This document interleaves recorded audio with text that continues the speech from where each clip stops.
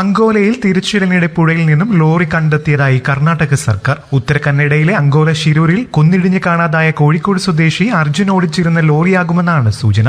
Deep search detector അടക്കം അത്യാധുനിക സംവിധാനങ്ങൾ ഉപയോഗിച്ചായിരുന്നു തിരച്ചിൽ. പുഴയുടെ അടിഭാഗത്ത് ലോറി കണ്ടെത്തിയതായി കർണാടക റവന്യൂ മന്ത്രി കൃഷ്ണഗൌഡ സ്ഥിരീകരിച്ചു. കഴിഞ്ഞ 9 ദിവസമായി നടന്ന തിരച്ചിലിനൊടുവിലാണ് ഇപ്പോൾ അർജുന്റെ ലോറി കണ്ടെത്തിയത്. കര, നാവികസേനകളും NDRF, അഗ്നിരക്ഷാസേന, പോലീസ് തുടങ്ങിയവരും സന്നദ്ധ പ്രവർത്തകരുമാണ് രക്ഷാപ്രവർത്തനത്തിൽ പങ്കെടുത്തത്. കേരളത്തിൽ നിന്നുള്ള പോലീസ്, മോട്ടോർ വാഹന വകുപ്പ്, അഗ്നിരക്ഷാസേന ഉദ്യോഗസ്ഥരും ദൌത്യത്തിലുണ്ടായിരുന്നു.